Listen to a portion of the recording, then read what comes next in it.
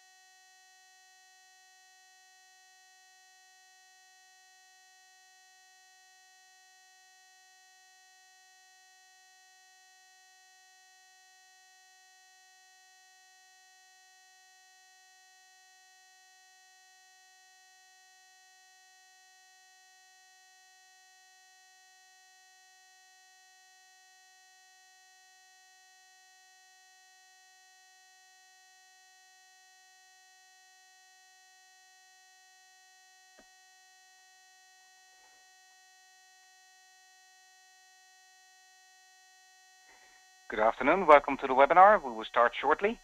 If you have any questions, please use the question panel of GoToWebinar.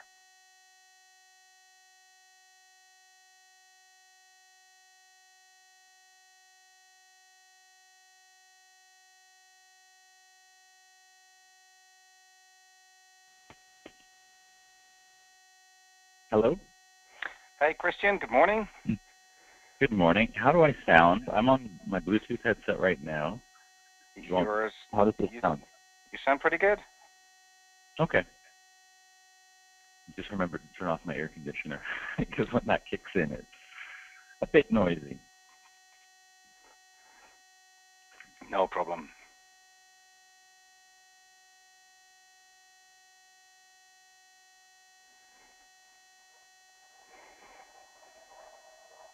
Good afternoon to everyone. We still have quite a few people joining, so we'll give it just 1 or 2 more minutes, and then we will start.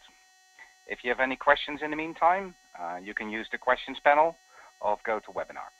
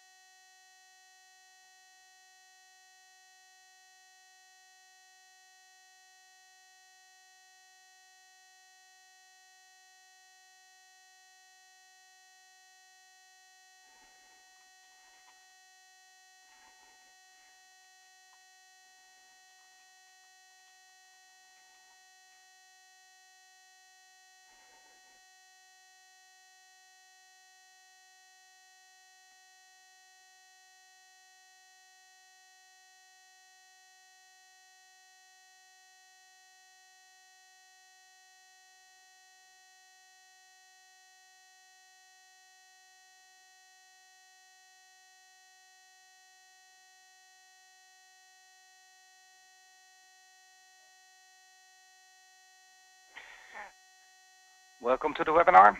We're waiting for the last people to join. So just give it a couple more seconds, and then we will start.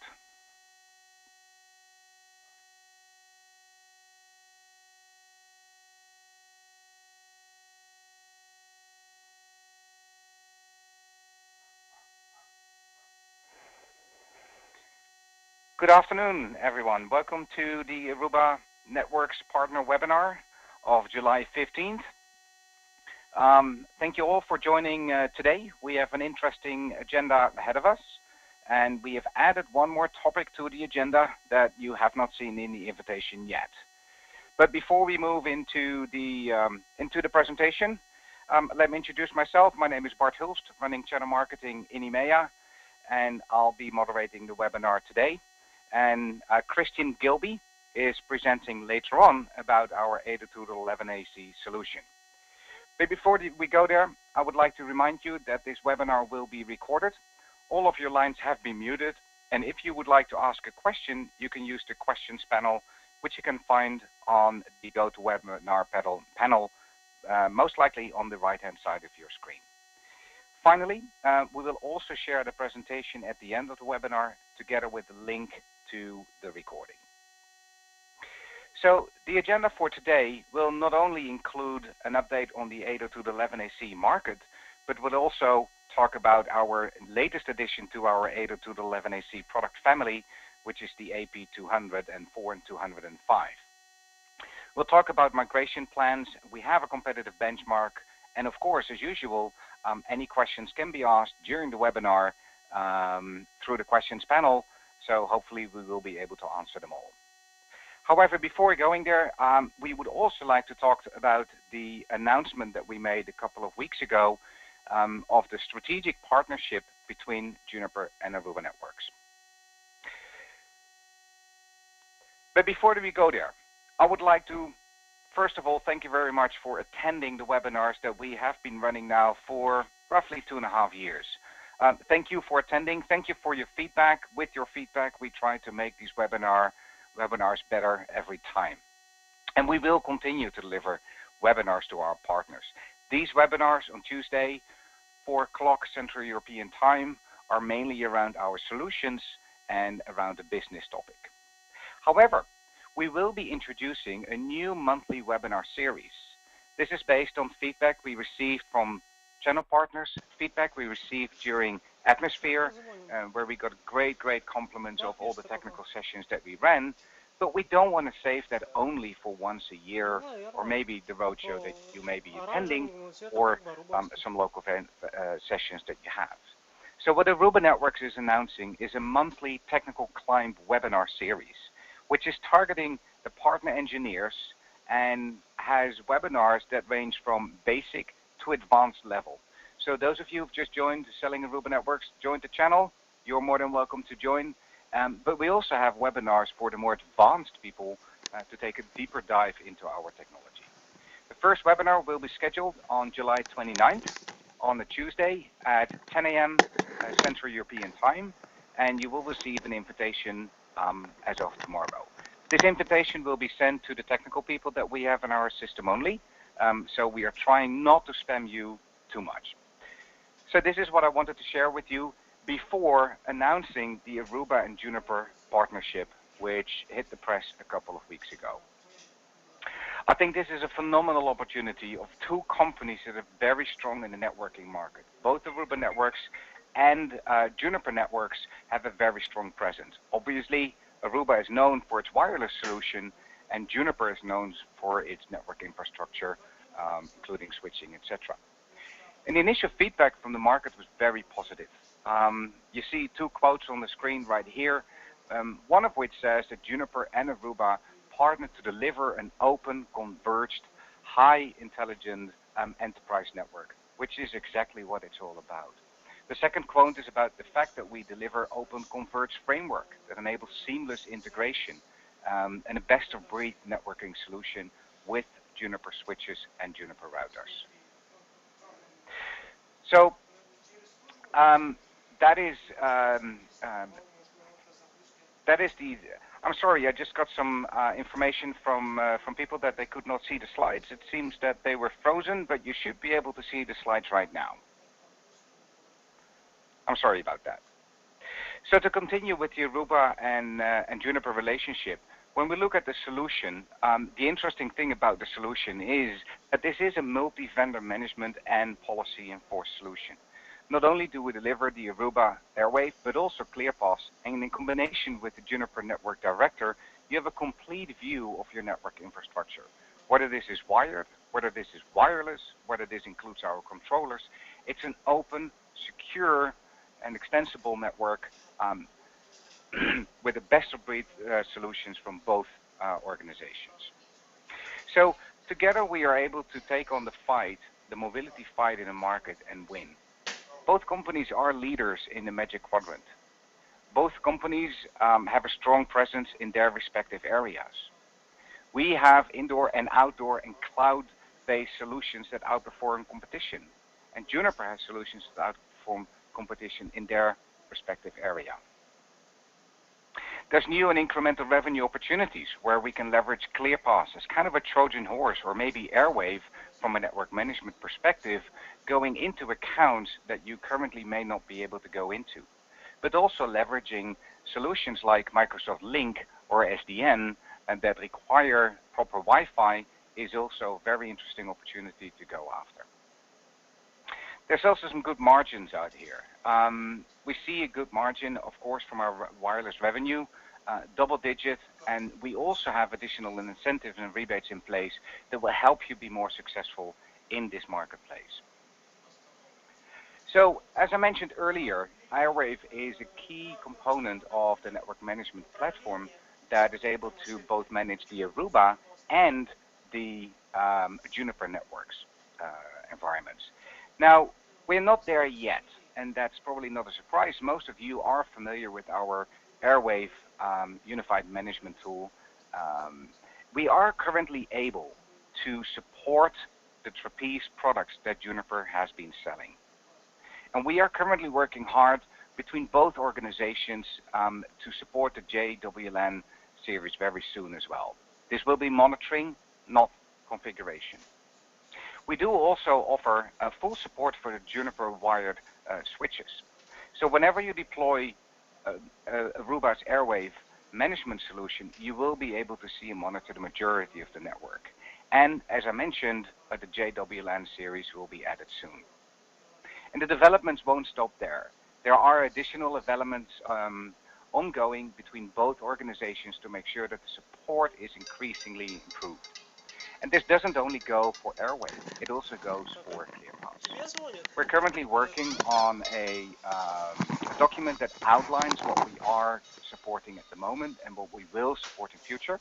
And as soon as that is available, we will share that through the usual channel communications and make the document available through Partner Center as well.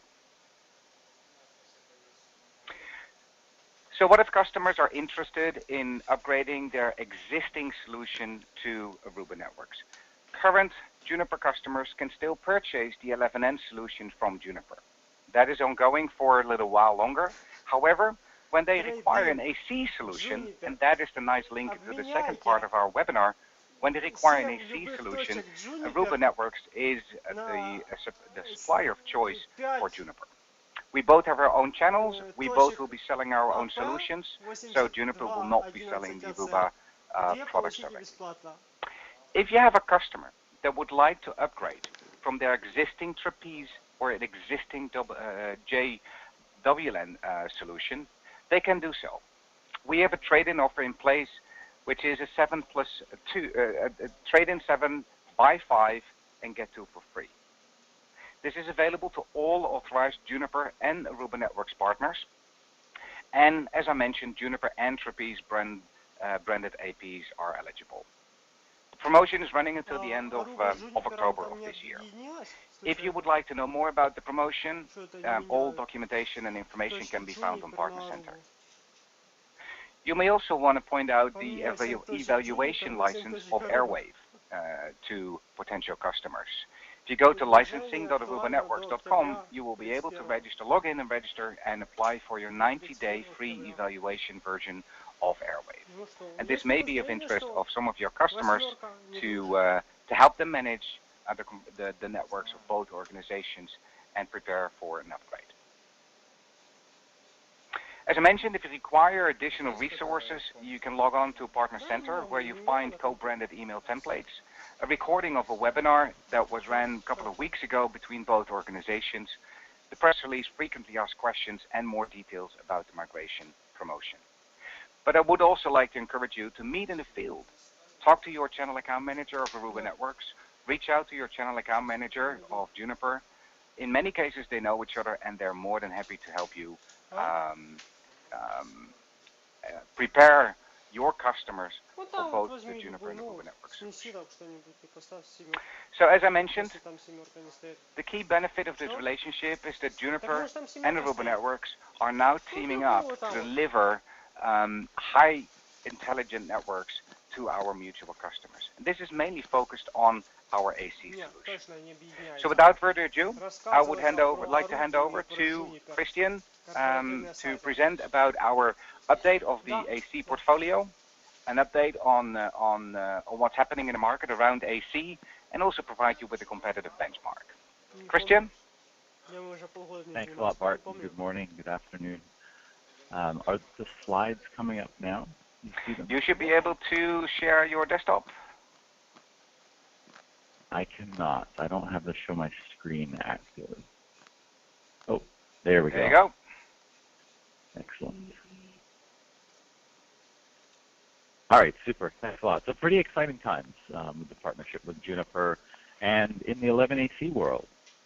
We were one of the first vendors with an enterprise 11AC solution back with 225, and now we've got a full portfolio across indoor and outdoor that I'm going to talk about today. But before I jump into that, I wanted to share an update in terms of our market traction and also what's happening in 11AC in general, not just Aruba, but outside. So on the market side, we came out with, or Gartner came out with the 2014 Wired and Wireless Magic Quadrant, which basically shows the leaders in deploying both wired and wireless. So it is really based on a full portfolio. Where you really want to be is up in the top right corner. So that's the innovation as well as ability to execute. And what you'll see if you were to look at the 2013 Magic Quadrant, we've actually moved up and to the right. Other vendors actually have moved down in the, below the ability to execute some of our competition. So we're really starting to see a lot more differentiation, and that's really going to help you with your customers, especially the larger customers you're engaging with who do work with Gartner. And Gartner is basically recommending any customer looking at wireless must evaluate Aruba as they're looking at options here. So it's great proof here and really built on your how you've been executing and winning deals together with us. So what's really driving the move to 11AC? What we are seeing actually is the move to 11AC is faster than the shift to 11N was. What's really driving it, I think the biggest one is really devices. So there's more and more devices coming onto the network.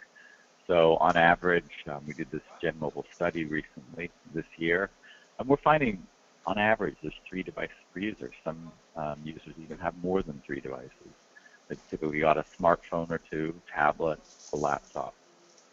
And then on these devices, what's really driving the bandwidth and complexity in terms of how you apply QoS is there's more and more apps on the device.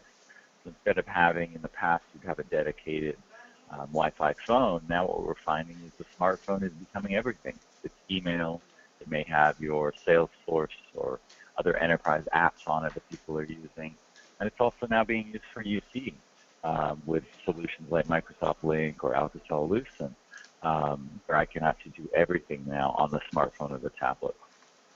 So that's really driving more traffic. I think a big area is on the voice side, but now we're starting to see more and more video, not just streaming, but actually video communications. As people look to save money and reduce travel, now we're doing a lot more video conferencing, and it's really being done not just on the PC or the dedicated video conference app. Now we're seeing actually it's happening on the tablet, the smartphone.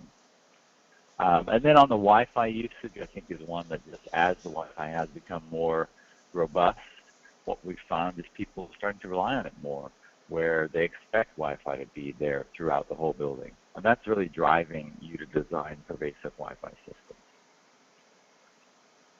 So what does 11AC bring? So the first one is really wider channels. So it doubles the channel width from 40 megahertz to 80. What does that mean? It means effectively twice the throughput you can get just by doubling the channels.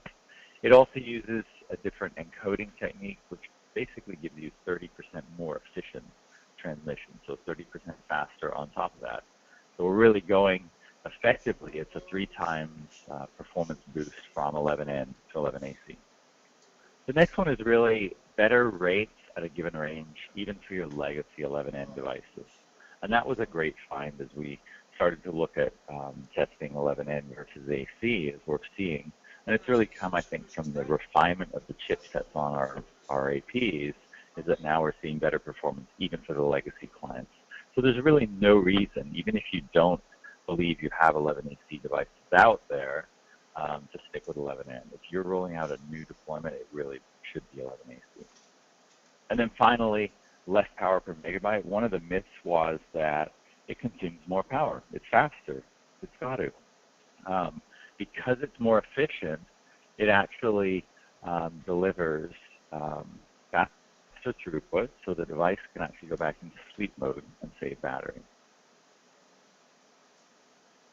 So if we look at the shipments, and this is a forecast from Del Oro, we've looked at several analysts and pretty similar tracks that we see. 2013, they were predicting about 400,000 units shipped of 11AC APs. If we look at our sales and what we believe some of the larger competition sold last year, that's about right on. We're really seeing by 2015 that 11AC is actually going to outpace 11N, which is pretty impressive when you look at that. The whole segment takes low cost as well as enterprise grade Wi-Fi. So we're really seeing that 11AC is accelerating, driven by those devices. Why should you be talking 11AC when you talk to customers? I mean, one is it is a major technology refresh. So the customers a lot of times are going to look at vendors again. So if, let's say they chose the competition in one of your deals in the past and you lost it, it's a great opportunity to go back in and reopen those doors, especially with our 11AC portfolio that not only is wide from cost-effective up to high performance, but competitively is the best performing AP out there in the market. So it's really a great differentiator for you. I was pulling actually some sales stats from our sales last month, and what was impressive is I was looking at how many customers we've actually sold 11AC with north of 50 APs, and it's over 2,500 customers worldwide. So pretty impressive numbers as we look at it. So 11AC has really gone mainstream. What you do typically find with new technologies is the leaders in that are typically education. What we're seeing now is it's really going across our verticals: enterprise, manufacturing, financial. So people are embracing it, and really to deal with that challenge of more and more devices coming into the network. So what are some ways as you talk to customers, some good questions to start asking as you're engaging with them? Ask them if they're looking, do they have an old ABG and network? It's a great opportunity to start talking about the benefits of 11AC and performance and future-proofing their network. Talk to them about the devices. And you can share the Gen Mobile study that's available on the Aruba website. And what we're finding is, like I said, most people are bringing in 3+ devices. A lot of these Wi-Fi networks were really engineered with the thought that everybody's got a laptop and that's it. So it's really going to start stressing the network if it hasn't already. And then finally, ask them about their mobile UC plan, voice and video. Are they seeing issues? Because a lot of customers, when they've actually rolled out mobile UC today, we're finding they are starting to, as they get more devices, start to see challenges in terms of voice performance. And 11AC is a great way you can address that when you combine it with Aruba's app RF, so I can really deliver high quality across the network.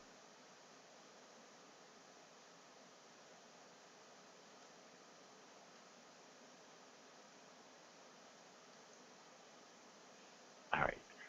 Sorry, I was just checking to see if there were any questions, but we're good. So I just want to keep that. If you do have questions as we go, I will take those as I see them. We can also come back at the end, and I'll open it up as well. So how do we address these challenges with our portfolio? So there's really 2 areas. So on the left, we've got our 11AC portfolio for both indoor and outdoor. They do run with standard PoE. If you are deploying a new 11AC deployment and you are doing switch upgrades, definitely get PoE Plus, because the current gen of 11AC is really the last one that will actually operate with 802.11 AF or standard PoE. Future generations will need PoE Plus. Our 275 requires PoE Plus. Our 205 does not need it at all. The 225 can operate with either PoE or PoE Plus. If it is low power or standard PoE, the 225 series AC operates full speed. The 11N 2.4 gig radio drops down to a third. So basically it goes down from 3 spatial streams to 1. Typically not an issue because a lot of those older 2.4 gig devices are smartphones that are only single stream anyway. But just to be aware of, if you are rolling out a new deployment, ideally do PoE Plus. The second area is really our client match.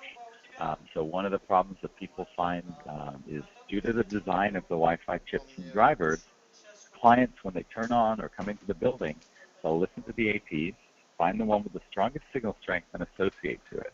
And they typically won't leave or look for a new AP until they start to lose packets, the connection goes really bad. What Client Match actually does is looks at and takes from a network view, it will actually move the clients onto the best AP. Because I may be, let's say, a student in classroom 1, and I walk over to classroom 5, I can still hear the old AP, so my phone wants to stay. With Aruba Client Match, it'll actually move that client seamlessly into the closest AP. Let's say in classroom 5 there was another AP. So that really drives up and gets the best performance out of the network. And that layers on top of 11AC and 11N.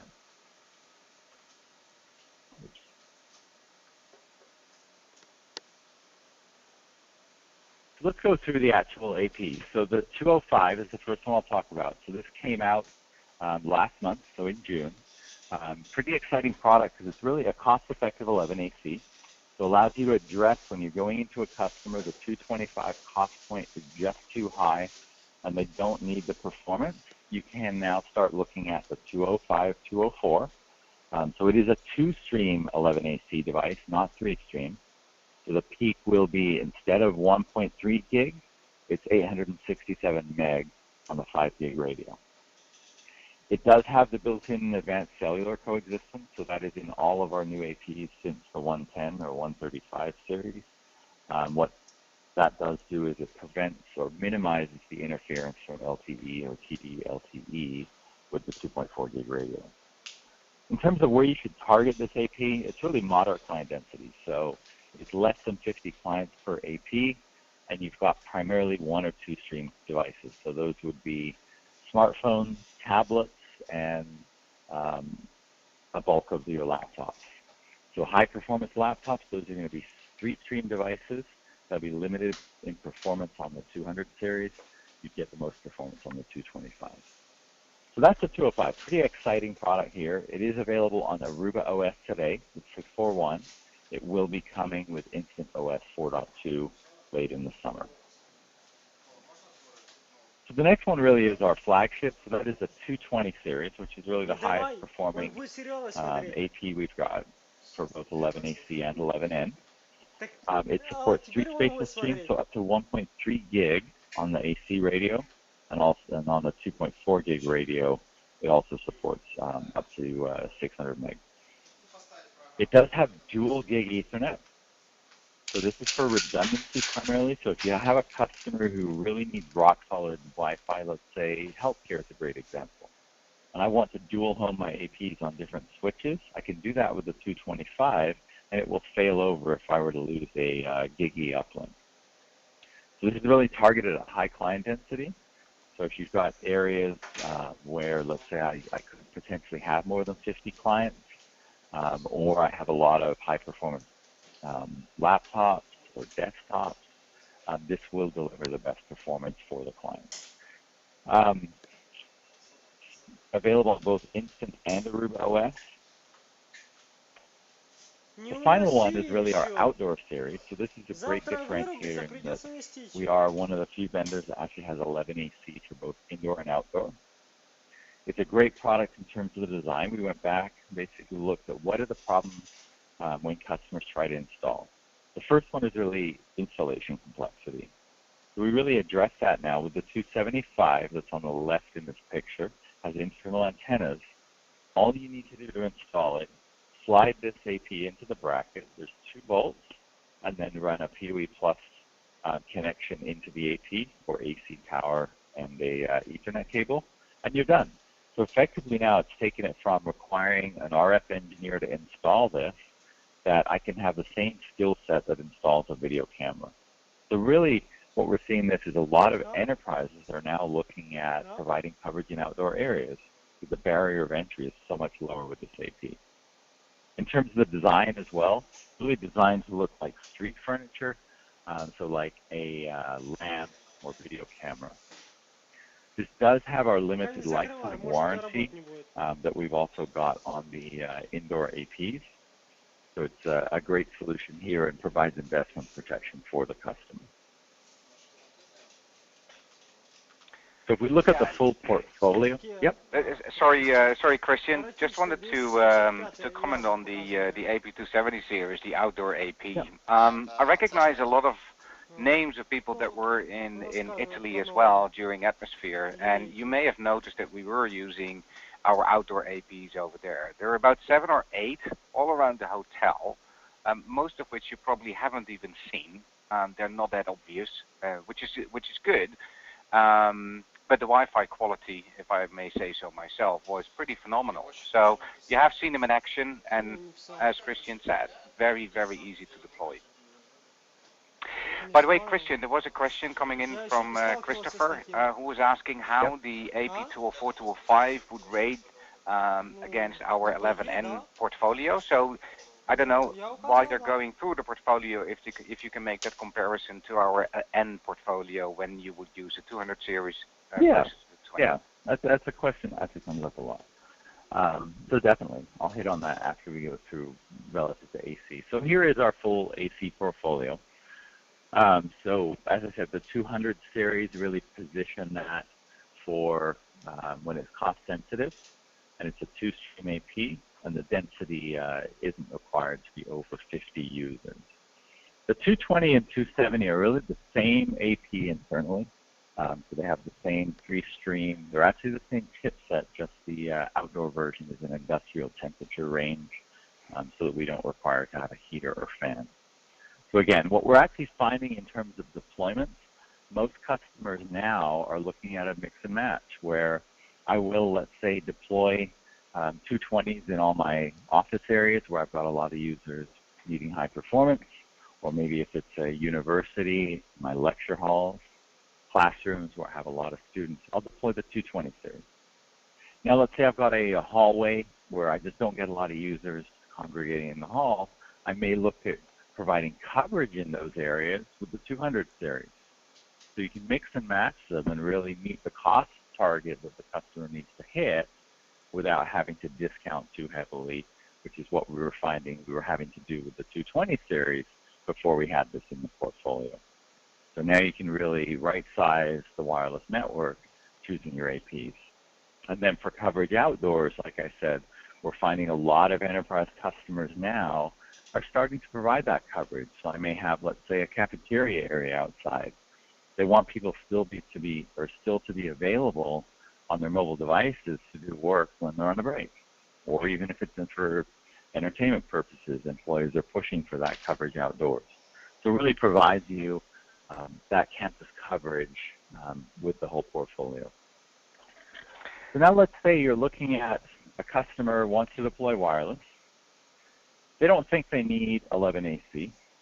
I would question that myself, because right now we're actually seeing, I was looking actually yesterday at stats on the Wi-Fi lines.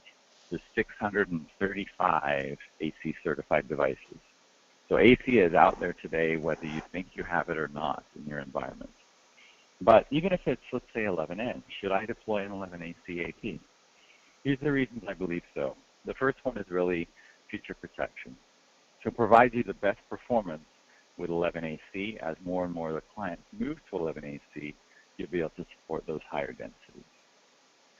The second question, like Bart said, was, well, what if I'm looking at our 11N portfolio? why should I go 11AC with, let's say, the 200 series versus the 100 series? From a cost perspective, the cost is really similar. The trade-off, I think, is the trickier one is if I were looking at, let's say, a 110 series or 114, 115, that's a 3-stream 11N AP relative to the 200 series, which is 2-stream AC. What do I do? How do I make the trade-off? Well, it's really about your client population. So if I have a lot of 11N 3-stream devices, I am going to get more performance out of the 110 than the 200. But as you start to get more and more devices in the network, you're actually going to see a higher total throughput with the 200 series than the 110. So again, it's really, I would probably deploy the 110 series still if I knew that I was having a lot of 3-stream 11N APs and they weren't going to change for a while. So let's say the employer, it's not BYOD, they provide all the laptops and they have a long refresh cycle. In that case, you might want to stick with 11N. Otherwise, you should really be looking at the 200 with 220. So I do want to open it up. If anybody has any questions in terms of positioning here, so I want to make sure it's clear to people. I'll just wait 1 second here. Just enter your questions in the GoToWebinar panel on those questions. There's no questions coming in about the positioning. I think it is pretty clear. So that's great. There is a question, however, on the 270 series. This question has been asked before indeed, and I think I may know the answer, but maybe you have an update. Do you know when the 270 will be available in mesh mode as well?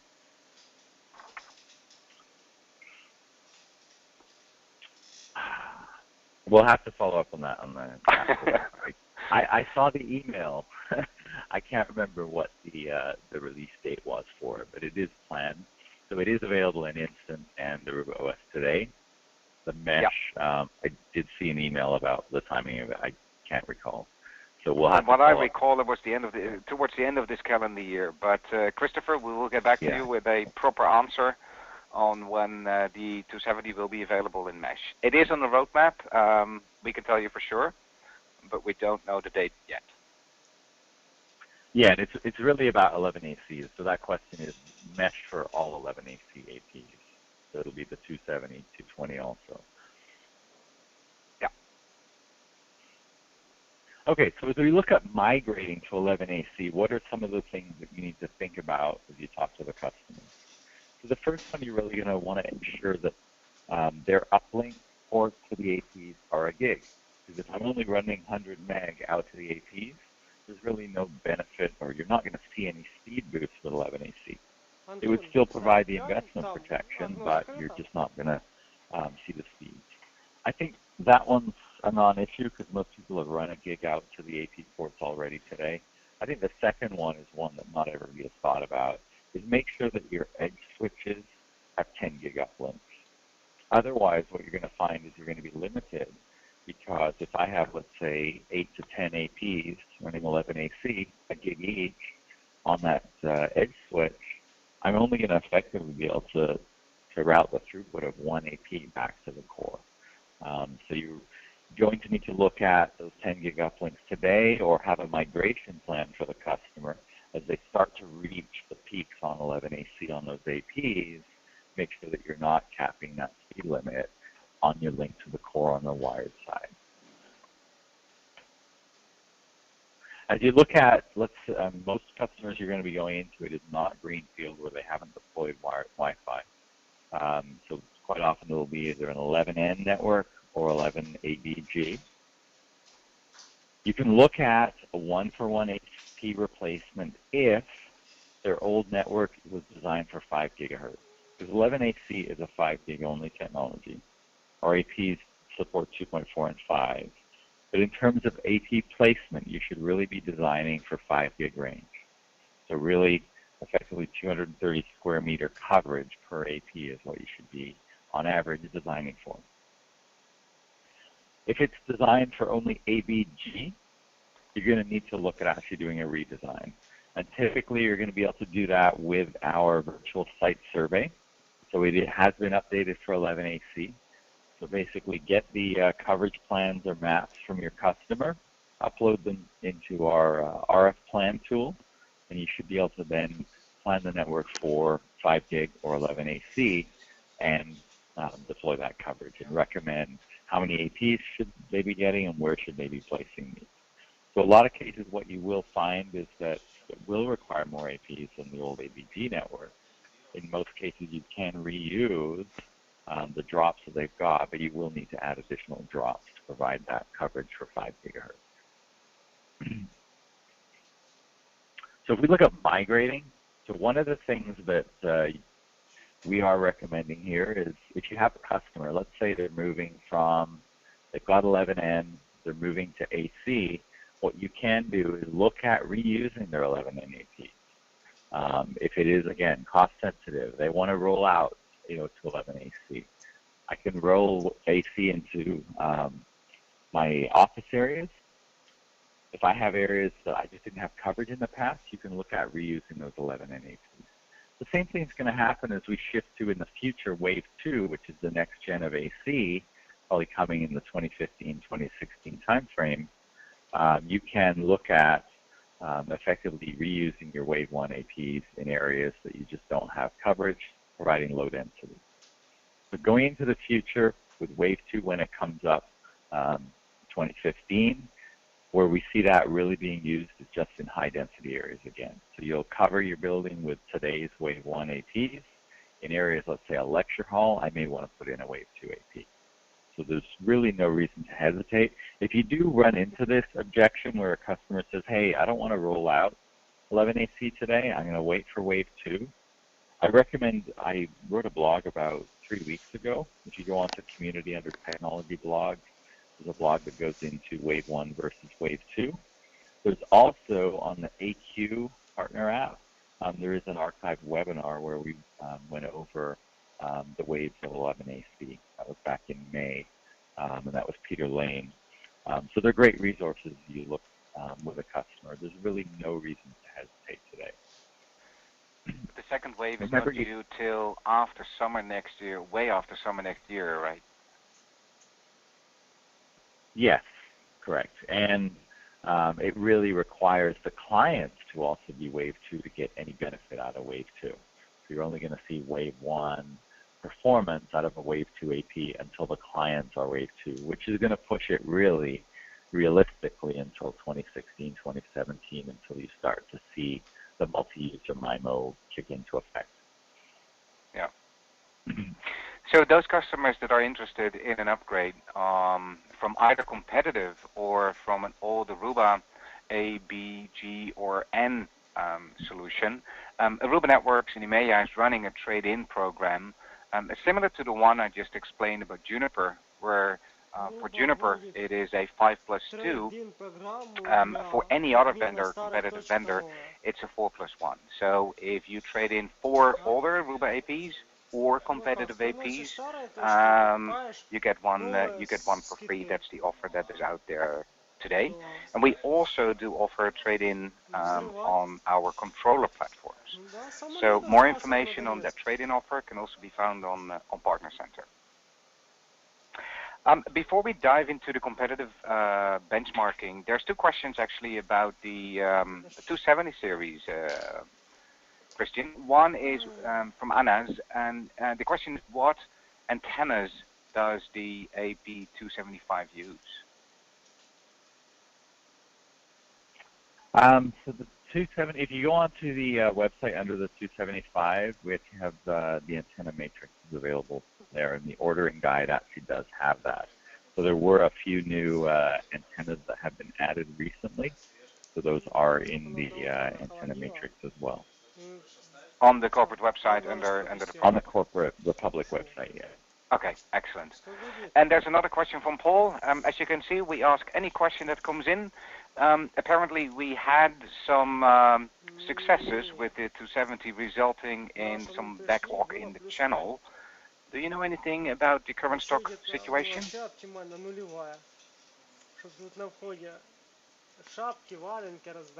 I don't. I do have an email on it. I have to pull it up and look. So I can do that at the end of it when we get to the slide. Okay, or we have to get back to you. Yeah. Thanks. Those are the questions so far, Christian. So Guys, if you have Yep. any questions, please don't hesitate to ask them in the questions panel. And yeah, let's continue with the competitive benchmark. All right, let's jump on to competitive. So before we actually get into some of the results, what I do want to talk a little bit about is the benefits of Aruba's solution relative to the competition. What you find a lot with the competition is it's complex. I have controllerless solutions, I have controller-based. Some of the products work really well with their own switches. For example, Cisco Wireless works really well with Cisco switches. We really take an approach that customers are going to be heterogeneous. You're going to have a mix and match. And it's really going to depend on your specific office what type of controller or controllerless is really the right solution. So really, it's about simplifying the sales life cycle. So choose any AP, whether it's AC, 11N. You can select operations. So I could deploy, for example, I have a customer, they start small, they buy Aruba Instant, and let's say they start to do really well in the market, their business grows, they want to get more security, more QoS, so they want to add a controller. So with Aruba, they can do that. They can actually add the controller. We can convert from Instant OS to upgrade to Aruba OS. Really the only solution in the market that gives you that flexibility. With competition such as Cisco Meraki is a great example that does have both controller and controllerless. You actually have to throw away the old APs and buy new APs to be able to switch. So with Aruba, it's a great architecture where you can sell that to your customers where they can start small, go controllerless, add a controller, and maintain that investment protection. From a switching side, with our Airwave management portfolio, we're able to manage across multi-vendor switches. So it's really a one-stop shop. From the management side, I can manage both my wired and wireless network, apply policies across both of those. And then on the management side, I can choose either cloud or on-prem. If it's a smaller network, I can look at deploying Aruba Central for cloud management. If it's larger, whether it's controller or controllerless, I can leverage Airwave to provide that on-premise management and rich features across the network. It really gives that flexibility to the customer so you can build the right solution for their requirements. We look at competition, so as I mentioned, Cisco, the challenge here is they're really juggling 5 architectures. So they've got a cloud architecture with Meraki. It's not compatible. If I want to switch and go centralized or converged architecture, I have to actually throw away those APs and buy new APs. On the Cisco AP side, they've got autonomous, where the APs act as standalone. Flex Connect, I'm starting to see a fair bit more with our 3850, 3650 switches. They've got the traditional centralized, where I've got a controller and APs. So it's really complexity here. Customer looks at deploying, they have to pick one of these architectures. It's really hard to switch between them. On the performance side, so we had done some performance here, and do note this is AP 225 and 205. So these are the first results we've started to look at. What's impressive here is that our 2-stream AP 205 is beating the 3-stream low-cost Cisco 2700 and their flagship 3-stream 3700. What's actually surprising is that even their low-cost 2700 is outperforming the 3700. I think it's just probably because it was a newer design, even though it's lower cost. So very impressive here as you go into customers. Even our, like I said, our 2-stream AP205 is outperforming the competition. We've also started to run some results with Airhive and Ruckus on the controllerless side, and we're seeing similar differentiation where both our 225 and 205 are really outperforming the competition. So leverage this performance advantage today as you go into customers. If you do get into bake-offs, I definitely recommend you look at our reports that we've got published in terms of config for how you can set up the system. But you should be confident as you go into customers of outperformance. So this was a 60-client test. We basically mixed. So here it's got 12 3-stream MacBook Pros and 48 2-stream MacBook Airs. So we really should be seeing that any 3-stream AP should be able to outperform the 2-stream, but it's just not the case. Why is it? because of the robustness of our software. We've been shipping 11AC since June of last year. The competition really has been a lot newer, so they're working through kinks still. So we're seeing significant performance advantage. So the next slide here. Do you actually pay for the performance? On your previous slide, you showed that we outperformed the Cisco 3702, even with our 205.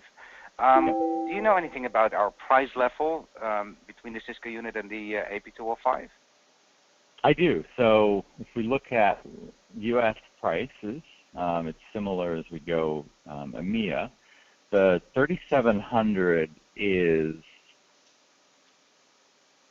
it is just about double the price of the 205. So you get almost twice the performance for half the price. That's right.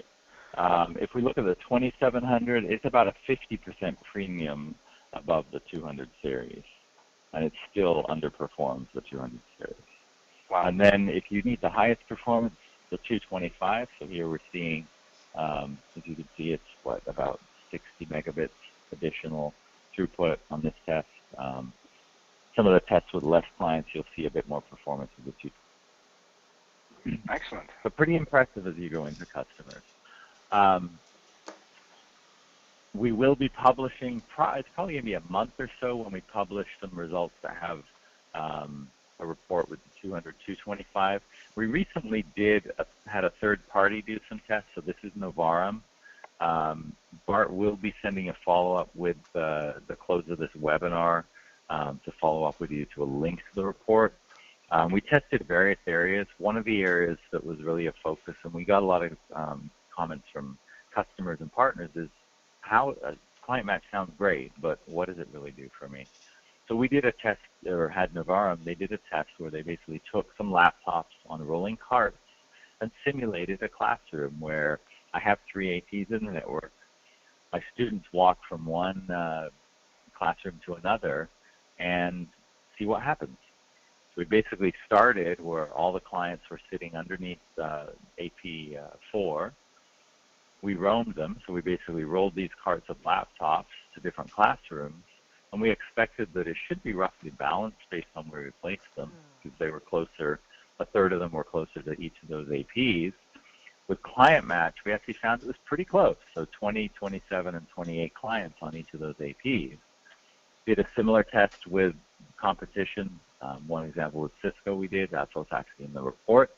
What we find is, sure, they balance it a little bit, so 4 of the clients actually moved, but they don't really balance and move the client because they lack Client Match, which is our patented feature.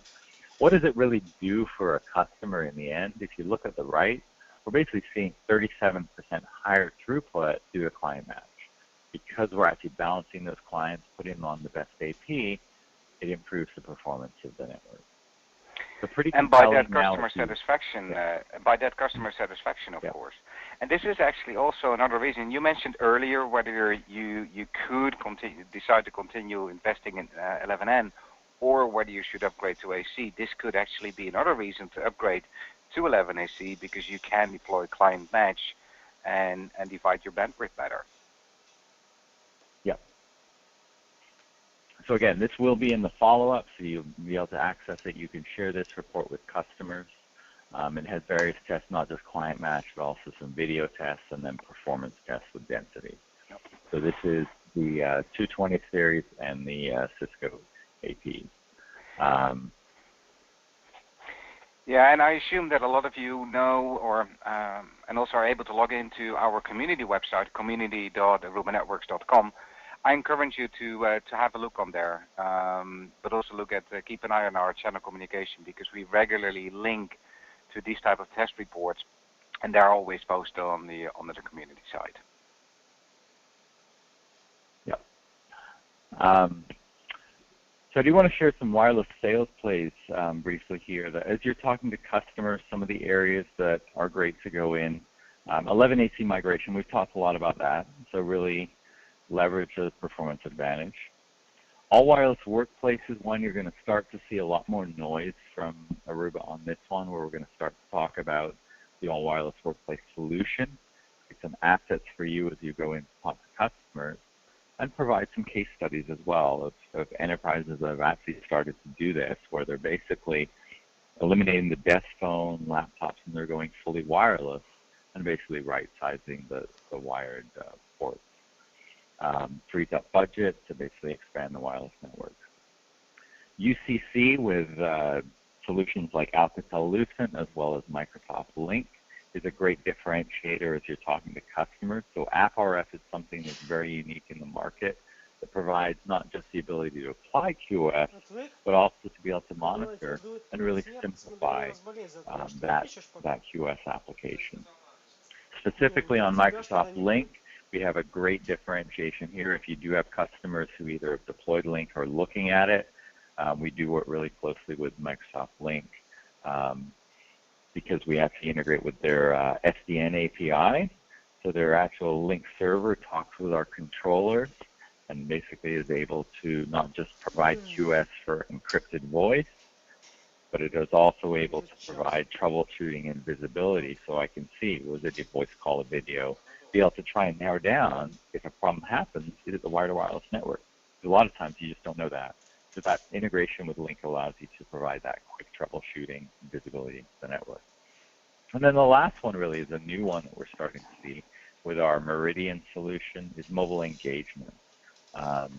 Primarily focused on public-facing enterprises like stadiums, retail, but also starting to see it in businesses where they want to provide guest access, provide some targeted ads potentially on the guest access portal or on the application that you can download and provide into our GPS. So this is a great discussion opener because I think it's really a visionary technology. I wouldn't say it's mainstream today, but we are starting to see more and more customers, especially in retail and hospitality, start to leverage the Meridian solution out there. And really to wrap up here, Aruba Quotient for partners, if you haven't accessed this, it's a great resource. You can get it on the Apple App Store as well as Google Play. You can download, provides resources, so sales assets, you can look at some sales plays, presentations. You're also able to access competitive information on the go. Because let's say you're in a customer meeting and some competitive comes up and you just haven't studied up on it. You can pull up the AQ Partner app on your smartphone, access the information on the fly, and be able to talk to that customer. So really open it up. If there's any last questions here. There are some questions indeed.